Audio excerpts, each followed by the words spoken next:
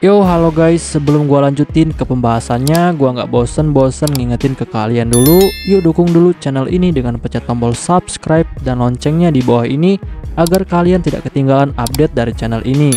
Dan juga like dan share ke kawan-kawan kalian biar di channel ini semakin dikenal banyak orang. Pastinya dukungan dari kalian sangat gua butuhin untuk ngebuat gua terus semangat dan terus update ke depannya. Oke, kalau gitu kita langsung lanjut aja ke pembahasannya.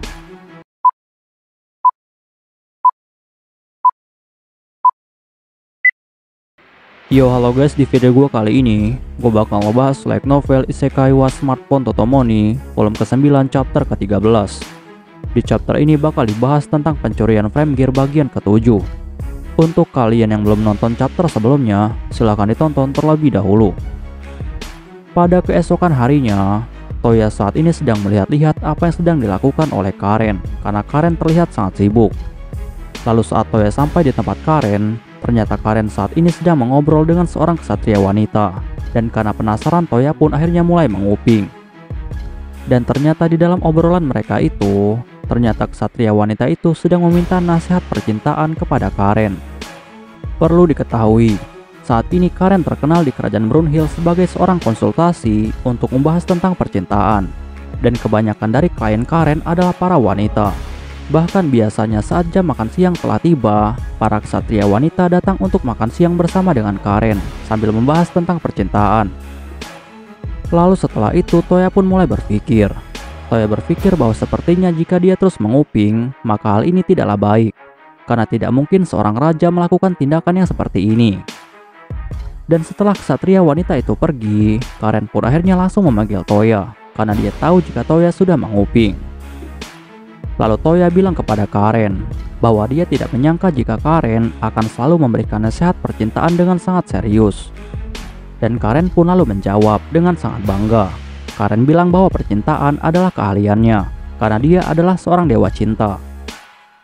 Bahkan Karen juga lalu menjelaskan kepada Toya bahwa di dunia ini biasanya ksatria wanita ataupun petualang wanita, mereka ini tidak memiliki keinginan untuk menikah dan lebih fokus untuk karir mereka. Toya yang mendengar itu, dia pun bertanya kepada Karen, apakah alasan mereka tidak mau menikah dan apakah mereka takut untuk memulai rumah tangga. Dan Karen pun lalu menjawab. Karen bilang bahwa alasan itu adalah salah satunya. Tetapi yang lebih umum menjadi alasan adalah karena biasanya para ksatria wanita ataupun petualang wanita, mereka ini tidak mau menyerah pada karir mereka.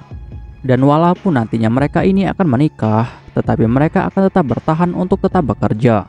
Dan ini masalah yang sangat rumit. Karena jika mereka memiliki anak, maka mereka akan kesulitan untuk merawatnya. Toya yang mendengar hal itu, dia pun mulai berpikir bahwa sebaiknya dia segera membuat tempat penitipan anak agar para ksatria wanita tidak akan khawatir lagi jika mereka ingin menikah. Lalu Karen memberikan sebuah saran kepada Toya bahwa jika Toya ingin membuat para ksatria memiliki hak untuk menikah, maka Toya harus memberikan mereka sarana terlebih dahulu untuk bisa mencari pasangan. Karena biasanya para ksatria akan sangat sulit untuk bertemu dengan pasangan mereka yang cocok karena mereka selalu dikurung di dalam kastil. Toya yang mendengar hal ini, dia pun lalu mendapatkan sebuah ide. Dan ide itu adalah dia akan membuat sebuah acara pertemuan untuk para ksatria, sehingga mereka akan saling mengenal satu sama lain. Tetapi Karen langsung menentang hal itu. Karen bilang bahwa jika lingkungannya hanya dalam satuan ksatria saja, maka itu bukanlah hal yang baik, karena para ksatria adalah rekan. Dan sebaiknya Toya harus membawa mereka di dunia yang lebih umum, agar mereka dapat memiliki kenalan yang baru. Dan di sini Karen juga bilang kepada Toya bahwa masalah ini tidak akan bisa dibereskan oleh Toya dalam waktu yang sangat singkat. Sehingga Toya harus memikirkannya terlebih dahulu tentang bagaimana caranya Toya menciptakan kondisi yang baik agar para ksatria tidak ragu untuk menikah jika mereka ingin menikah. Lalu tiba-tiba datanglah Moroha ke tempat mereka berdua.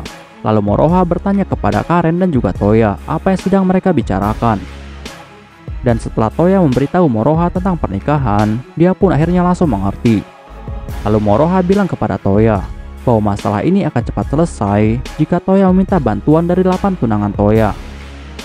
Namun tiba-tiba Moroha bertanya lagi kepada Toya, apakah benar nantinya Toya akan memiliki 9 orang istri? karena pertanyaan ini sering sekali dia dengar dari banyak orang. Dan Toya pun langsung menjawab. Toya bilang bahwa dia tidak bisa menceritakan detailnya, tetapi kemungkinan hal itu akan terjadi. Lalu Karen dengan nada yang sangat mengejek bilang kepada Moroha bahwa sebentar lagi mereka akan segera menjadi seorang bibi, dan hal ini membuat Toya merasa sangat malu. Lalu Moroha juga bilang kepada Toya bahwa kemungkinan di masa depan Toya akan menjadi lebih sibuk daripada sekarang, karena saat anak-anak Toya lahir, maka para dewa akan menawarkan banyak berkat mereka kepada anak-anak Toya.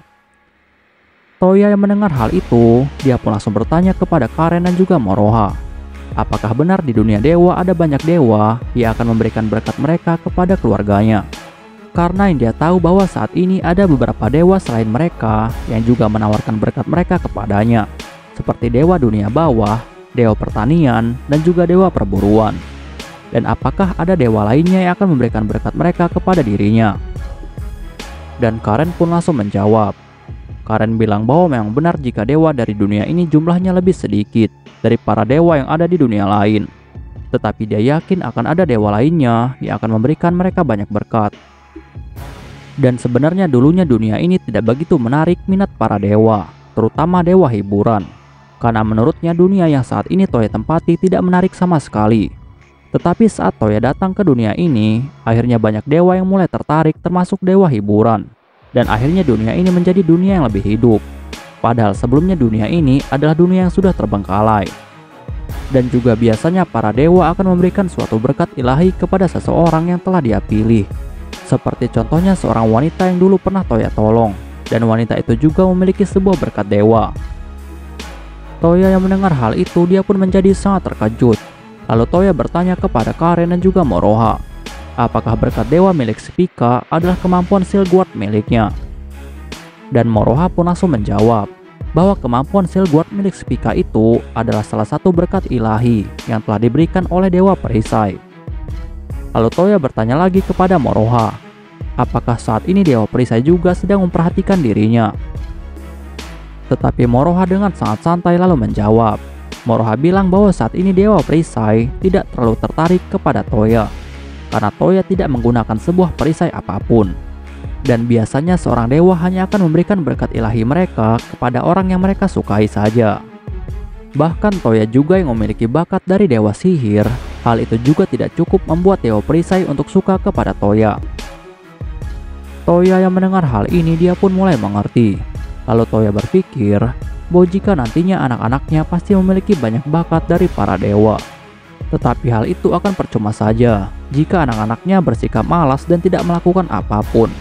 Dan akhirnya semuanya bergantung dari pendidikan yang akan dia berikan kepada anak-anaknya nanti. Lalu saat Toya akan kembali ke dalam kastil, tiba-tiba saja Toya merasakan pancaran aura sihir yang tidak biasa dari arah arena latihan Frame Gear. Sehingga Toya dengan cepat langsung menuju ke arah itu. Dan setelah Toya sampai di tempat itu, ternyata di sana ada Linze, Lin Sue, dan juga Rene. Lalu Toya bertanya kepada mereka apa yang sedang mereka lakukan di tempat ini. Lalu Sue pun langsung memberitahu Toya. Sue bilang bahwa saat ini dia sedang melatih kemampuan sihir cahaya miliknya, sedangkan Rene sedang berlatih menggunakan sihir angin miliknya. Dan Linze juga langsung memberitahu Toya jika dia juga sedang berlatih menggunakan sihir kuno dari buku yang dia pegang. Tetapi saat Toya melihat buku itu, dia pun menjadi sangat terkejut. Karena ternyata sihir ini adalah sihir yang tidak pernah dia dengar sebelumnya, yaitu sihir komposit. Lalu setelah itu, Lin pun langsung menjelaskan semuanya kepada Toya. Lin bilang bahwa jika sihir komposit adalah sebuah sihir yang bisa menggabungkan dua jenis sihir yang berbeda, sehingga dua sihir itu akan bisa digunakan secara bersamaan. Dan di dunia ini ada beberapa contoh sihir yang awalnya tercipta dari sihir komposit, yaitu sihir Firestorm. Dan dulunya sihir Firestorm tercipta dengan cara menggunakan sihir komposit. Lalu sihir komposit menggabungkan sihir api dan juga sihir angin menjadi satu. Dan akhirnya terciptalah sihir baru yang disebut dengan sihir Firestorm. Toya yang mendengar hal itu, dia pun lalu merasa sangat tertarik dengan sihir komposit. Bahkan latihan mereka ini berjalan dengan sangat lancar. Lalu setelah latihan selesai, akhirnya mereka pun memutuskan untuk segera pulang ke dalam kastil. Tetapi tiba-tiba Linze langsung bertanya kepada Toya, Apakah Toya akan segera membuatkan mereka frame gear khusus seperti milik Yae dan juga Hilde? Dan Toya yang mendengar hal itu, dia pun langsung mengangguk. Lalu Toya bertanya kepada Lindsay dan juga Lin, apakah mereka memiliki referensi untuk frame gear khusus milik mereka. Lalu Lindsay langsung menjawab. Lindsay bilang bahwa dia tidak mau frame gearnya dibuat seperti punya kakaknya, karena dia adalah seorang penyihir. Dan dia lebih suka jika frame gear miliknya nanti memiliki kemampuan sebagai tim pendukung. Sedangkan untuk Lin, dia lalu bilang kepada Toya bahwa dia mau jika frame gear miliknya nanti bisa menggunakan sihir ledakan skala besar. Dan walaupun sihir tidak berpengaruh kepada frase, tetapi dia akan menggunakan sihir itu sebagai pendukung saat dia melawan frase. Dan Toya pun langsung setuju dengan hal ini. Bahkan dia berjanji akan membuat frame gear khusus milik mereka ini menjadi frame gear yang kuat.